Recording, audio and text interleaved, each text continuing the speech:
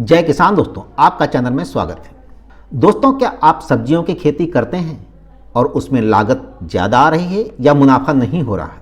क्या आप पारंपरिक तरीके से खेती करते हैं? तो यदि आप भी सब्जी की खेती आधुनिक और उन्नत तरीके से खेती को अपनाते हैं तो आप अच्छा मुनाफा कमा सकते हैं, साथ ही अच्छा उत्पादन भी ले सकते हैं। तो आइए जानते हैं कि कम खर्च में सब्जियों की उन्नत खेती कैसे करें। लेकिन दोस्तों, जानने से पहले अगर आपने चैनल को सब्सक्राइब नहीं किया है तो अवश्य कर दें। साथ ही साथ दोस्तों बेल आइकन की घंटी को जरूर दबाएं और दोस्तों लाइक व शेयर भी करें। दोस्तों, सब्जियों की खेती आधुनिक और उन्नत तरीके से करने के लिए कई ऐसे कार्य हैं जो खेती में करने जरूरी हैं। ये कौन से जरूरी कार्य हैं, चलो एक एक करके हम इसके बारे में जानते हैं। दोस्तों, सबसे पहला एक काम होता है इसमें खेती में कि मल्चिंग विधि अपनाएं। मल्चिंग विधि में क्या करना होता है दोस्तों, सबसे पहले खेती की अच्छी तरह से जुताई करके मिट्टी को भुरभुरा बनाना चाहिए और इसके बाद मेड़ का निर्माण करके 4-4 इंच की दूरी पर बीज की बुआई कर देना चाहिए।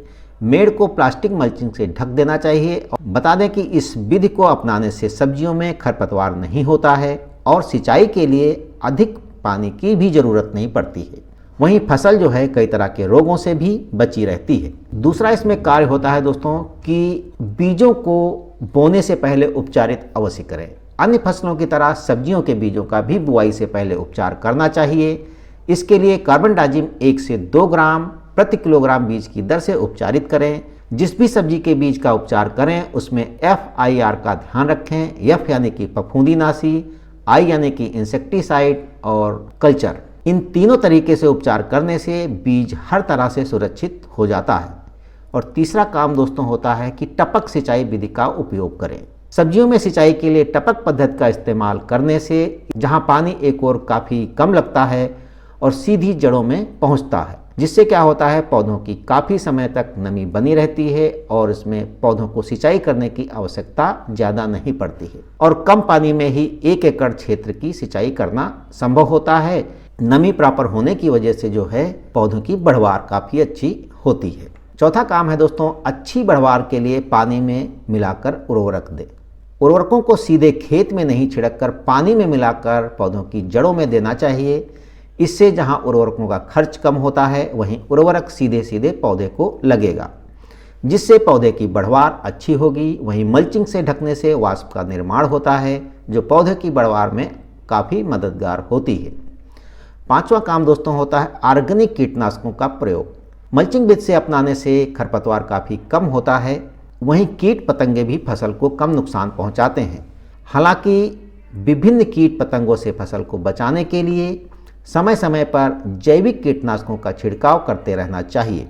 छठा दोस्तों होता है अधिक पैदावार देने वाली उन्नत किस्मों का चयन। अधिक पैदावार देने वाली उन्नत किस्मों का चयन किया जाना चाहिए। इसके लिए आप अपने क्षेत्रीय कृषि विभाग से अपने क्षेत्रानुसार अनुशंसित किस्म के बारे में जानकारी ले लेना चाहिए। उन्नत किस्म का चयन करने से पैदावार अधिक, साथ ही गुणवत्ता के लिहाज से भी सही रहती है। गुणवत्तापूर्ण उत्पादन होने पर बाजार में अच्छे दाम भी मिलते हैं। दोस्तों, भूमि की उर्वरा शक्ति बनाई रखने के लिए आपको इसमें एक चीज़ और ध्यान रखना है कि आपको फसल चक्र अपनाना चाहिए। एक ही फसल को बार बार बोने से भूमि की उर्वरा शक्ति कम होने लगती है, इसलिए जहाँ तक संभव हो बदल बदल कर फसल बोएं। इससे खेत की उर्वरा शक्ति बनी रहेगी। भूमि में कार्बन नाइट्रोजन के अनुपात में वृद्धि होती है। भूमि की क्षारीयता में भी सुधार होता है। फसलों का बीमारियों से बचाव होता है। कीटों का नियंत्रण होता है। भूमि में विषाक्त पदार्थ एकत्र नहीं होते हैं। फसल चक्र के निर्धारण में मूलभूत सिद्धांतों का ध्यान रखना जरूरी है, जैसे कि अधिक खाद चाहने वाले फसल के बाद कम पानी चाहने वाले फसलों का उत्पादन और अधिक पानी चाहने वाली फसलों के बाद कम पानी चाहने वाली फसल, अधिक निराई गुड़ाई वाली फसलों के बाद कम निराई गुड़ाई वाली फसलें उगानी चाहिए। फसल चक्र के सिद्धांत को आप साधारण तरीके से ऐसे भी समझ सकते हैं जैसे आपके खेत में एक बार दलहन है तो अगली बार अनाज लगाना चाहिए, तिलहन है तो सब्जी और अगर सब्जी है तो चारा बोएं। इन सब फसलों का चुनाव करना चाहिए। तो दोस्तों, ये तो रही सब्जियों की खेती की आधुनिक और उन्नत तरीके के बारे में जानकारी। लेकिन दोस्तों, अभी तक आपने चैनल को सब्सक्राइब नहीं किया है तो अवश्य कर दें। साथ ही साथ दोस्तों लाइक व शेयर भी करें। जय किसान दोस्तों।